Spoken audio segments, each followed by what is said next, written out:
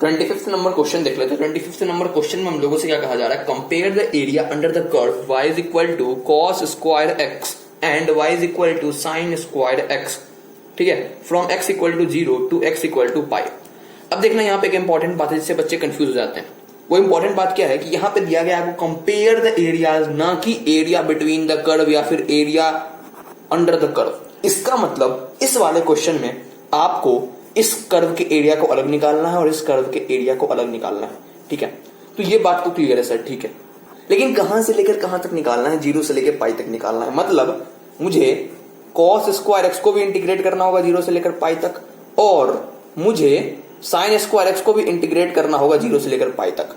फिर मैं इन दोनों एरिया को कंपेयर करूंगा। अगर इन दोनों का एरिया सेम आता है तो वही मेरे पास रिक्वायर्ड एरिया हो जाएगा, जो कि क्वेश्चन में मांगा जा रहा है।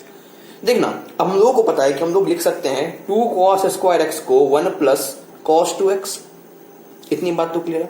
ऐसे हम लोग लिख सकते हैं साइन स्क्वायर एक्स को 2 sin स्क्वायर एक्स को 1 माइनस cos 2x, ठीक है। अब देखना, तो यहां से मेरे पास cos स्क्वायर एक्स क्या हो जाएगा, cos स्क्वायर एक्स हो जाएगा 1 प्लस cos 2x बाई 2, और यहां से मेरे पास साइन स्क्वायर एक्स क्या हो जाएगा, साइन स्क्वायर एक्स हो जाएगा मेरे पास 1 माइनस cos 2x बाई 2। तो बस अब पुट करते हैं यहाँ पे, तो देखना 1 by 2 plus cos 2x by 2 0 से लेकर पाई तक, और यहाँ पे कितना हो जाएगा मेरे पास 0 से लेकर पाई तक कितना 1 by 2 minus cos 2x by 2, ठीक है। अब इंटीग्रेट करने की बारी, यहाँ पे dx लगाना मैं बार बार भूल जाता हूँ। हर एक क्वेश्चन में हो सकता है मुझसे ये गलती हुई होगी, मैं dx लगाना भूल गया हूँ, तो आप लोग इसको सीरियसली मत लीजिएगा, अपने मन में इसको dx एज्यूम कर लीजिएगा यहाँ पे। अब देखना ये कितना हो जाएगा मेरे पास, ये हो जाएगा मेरे पास x बाई 2, और cos 2x का कितना होता है sin 2x बाई 2, और नीचे पहले 2x, ये 4 हो जाएगा। कहां से कहां तक, 0 से लेकर पाई तक, और यहाँ कितना हो जाएगा मेरे पास x by 2 minus sine 2x by 4, ठीक है। कहां से कहां तक, 0 से लेकर पाई तक। अब पुट करते हैं, सबसे पहले पाई को पुट करते हैं, तो पाई बाई 2 प्लस साइन 2 पाई, और बाई में कितना 4, और यहाँ कितना हो जाएगा मेरे पास, देखना pi by 2 minus sine 2 pi by में 4। अच्छा, आप लोगों का सवाल होगा कि आप 0 क्यों नहीं पुट किए, तो 0 मैंने मन में पुट कर लिया। अगर मैं यहाँ 0 पुट करूंगा तो 0 बाई 2 0 हो जाएगा, और अगर मैं यहाँ में 0 पुट करूंगा तो साइन 0 बाई 4, साइन 0 क्या होता है 0, यानी कि ओवरऑल 0 ही हो जाएगा यहाँ पे भी और यहाँ पे भी। लेकिन इंपॉर्टेंट बात ये है कि साइन 2 पाई की वैल्यू क्या होती है, साइन 2 पाई की वैल्यू भी 0 होती है। मतलब ये वाला चीज भी 0 हो गया और ये वाला चीज भी 0 हो गया, यानी कि इसका आंसर कितना आया, पाई बाई 2 आया, और इसका आंसर भी पाई बाई 2 आया। यानी कि मेरे पास जो फाइनल आंसर आएगा वो आंसर भी पाई बाई 2 ही होगा, ठीक है, पाई बाई 2 स्क्वायर यूनिट, ठीक है। अब आगे बढ़ते हैं अगले क्वेश्चन की ओर। 26th नंबर क्वेश्चन में हम लोगों से क्या कहा जा रहा है, 26th नंबर क्वेश्चन में हम लोगों से कहा जा रहा है using integration find the area of the triangle the equation of whose sides are. मतलब आपको एक ट्रायंगल का एरिया फाइंड करना है जिसका इक्वेशन आपको दे रखा है।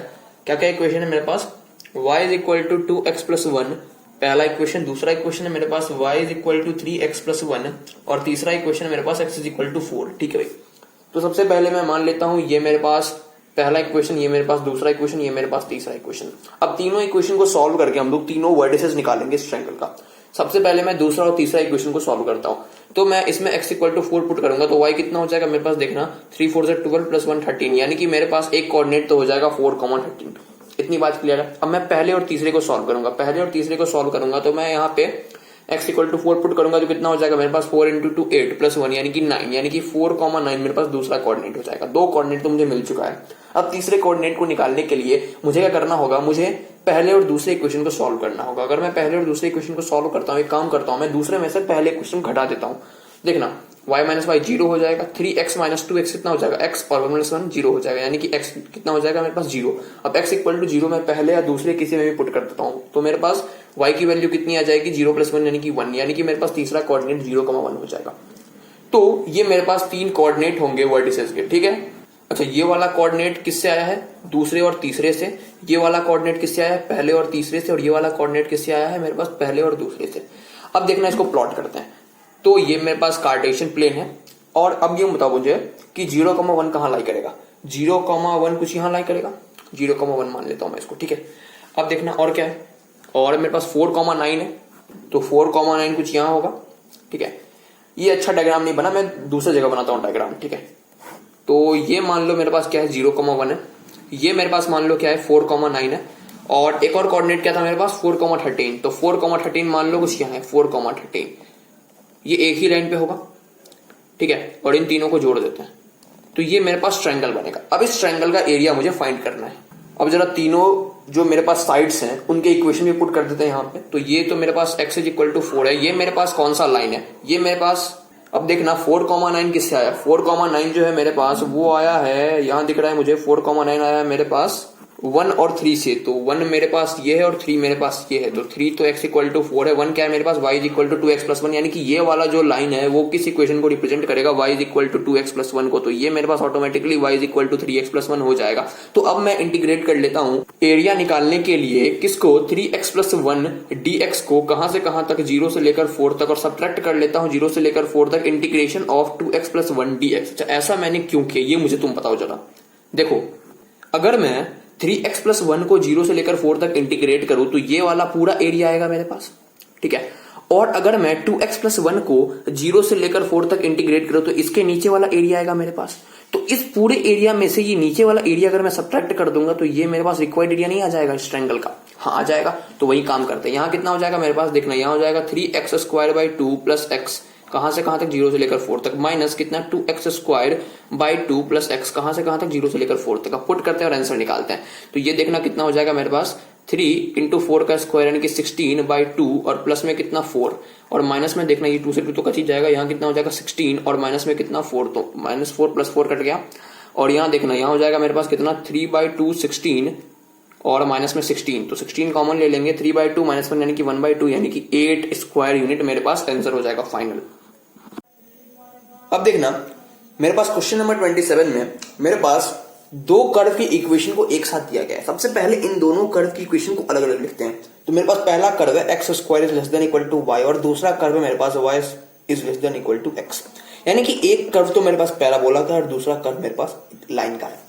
तो ये पैराबोला कैसा होगा, ये पैराबोला कुछ ऐसा होगा, मानते हो इस बात को, ठीक है। तो ये पैराबोला कुछ ऐसा होगा। और line y equal to x कैसा होगा, line y equal to x कुछ ऐसा होगा, ठीक है। अब ये इंटरसेक्टिंग पॉइंट हम लोगों को निकालना है। तो क्या करते हैं हम लोग, x square equal to y और वाई इक्वल टू एक्स, ठीक है, दोनों को सॉल्व कर लेते हैं। तो यहां पर हम लोग क्या पुट करते हैं, x square is equal to x, क्योंकि वाई एक्स के बराबर है इसलिए हम लोगों ने वाई की जगह एक्स पुट कर दिया। X square minus x is equal to 0 यानी कि x minus 1 is equal to 0, यानी कि मेरे पास एक्स की दो वैल्यू है 0 और 1। तो 0 तो यहाँ पे है, तो यहाँ पे जाहिर सी बात एक्स की वैल्यू 1 होगी। अब एक्स की वैल्यू अगर 1 होगी और line y equal to x है तो y की वैल्यू भी 1 होगी, यानी ये पॉइंट मेरे पास 1,1 होगा और ये पॉइंट मेरे पास 0,0 होगा। अब मुझे क्या फाइंड करना है, मुझे फाइंड करना है इन दोनों के बीच का एरिया, यानी कि ये वाला एरिया मुझे फाइंड करना है। अच्छा आप लोग इससे तो कंफ्यूज नहीं हो रहे, यहाँ पे लेस देन इक्वल टू आपने सीधा इक्वल टू लेके ग्राफ बना लिया और फिर आप सॉल्व कर रहे हैं।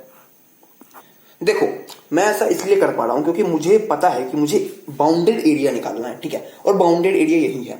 इस एरिया के बीच में चाहे ये वाला पॉइंट, ये वाला पॉइंट, ये वाला पॉइंट, कोई भी एक पॉइंट लेके देख लो, उस पॉइंट के एक्स और वाई कोऑर्डिनेट होंगे, उस एक्स और वाई कोऑर्डिनेट को इसमें भी पुट करो और इसमें भी पुट करो, तो दोनों जो मेरे पास इक्वेशन है, दोनों कंडीशन जो है वो दोनों कंडीशन सेटिस्फाई हो जाएगी, ठीक है। तो ये मेरे पास बाउंडेड एरिया ही मुझे निकालना है। तो अगर इसे मुझे निकालना है तो मैं एक काम करता हूं, मैं इस ट्रायंगल का एरिया निकाल लेता हूं। इस ट्रायंगल का एरिया क्या हो जाएगा, half into base into height, यानी कि हाफ हो जाएगा।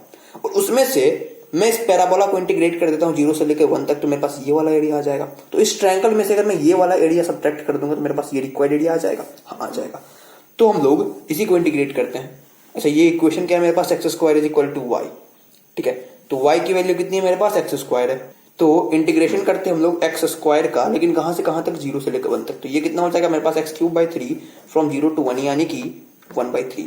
तो मेरे पास रिक्वायर्ड एरिया क्या हो जाएगा, 1/2 माइनस 1/3 यानी कि मेरे पास 3 माइनस 2 यानी कि 1/6 हो जाएगा, ठीक है। तो ये मेरे पास रिक्वायर्ड एरिया हो जाएगा। अब देख लेते हैं अगला क्वेश्चन यानी कि 28 नंबर क्वेश्चन। तो 28 नंबर क्वेश्चन हम लोगों से क्या कहा जा रहा है, हम लोगों से कहा जा रहा है कि find the area of the region bounded by the curve y square is equal to 2y minus x and the y axis. मतलब आपको इस कर्व और y एक्सिस के बीच का एरिया बताना है। अच्छा अगर आपको इस कर्व और y एक्सिस के बीच का एरिया बताना है, सबसे पहले आपको इस कर्व को ड्रॉ करना होगा कार्टेशियन प्लेन पे। जरा इसको रीअरेंज करके लिखते हैं। यहाँ कितना हो जाएगा, y square minus 2y is equal to minus x. तो y square minus 2y plus 1 और यहाँ भी माइनस एक्स प्लस 1, दोनों साइड मैंने प्लस 1 ऐड कर दिया। तो यहाँ हो जाएगा y माइनस 1 का होल स्क्वायर और यहाँ से अगर मैं माइनस 1 कॉमन लूँ तो यहाँ कितना हो जाएगा x माइनस 1, यानी कि इस पैराबोला का वर्टेक्स कितना हो गया, 1,1 हो गया। अच्छा वर्टेक्स कैसे निकालते हैं ये मैंने आपको सिखा दिया है, और अगर नहीं सिखाया सिखा देता हूँ। देखो इसको मैं कंपेयर कर लेता हूँ, y square is equal to minus 4ax से।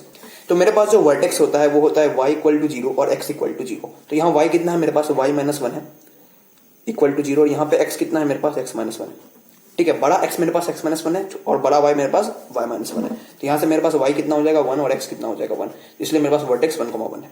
ठीक है, इतनी बात आपको आनी चाहिए थी और अगर नहीं आता तो यहां से मैंने समझा दिया आपको। अब मेरे पास वर्टेक्स 1,1 है और ये पैराबोला किस डायरेक्शन में होगा, तो ये पैराबोला मेरे हिसाब से कुछ इस डायरेक्शन में होगा।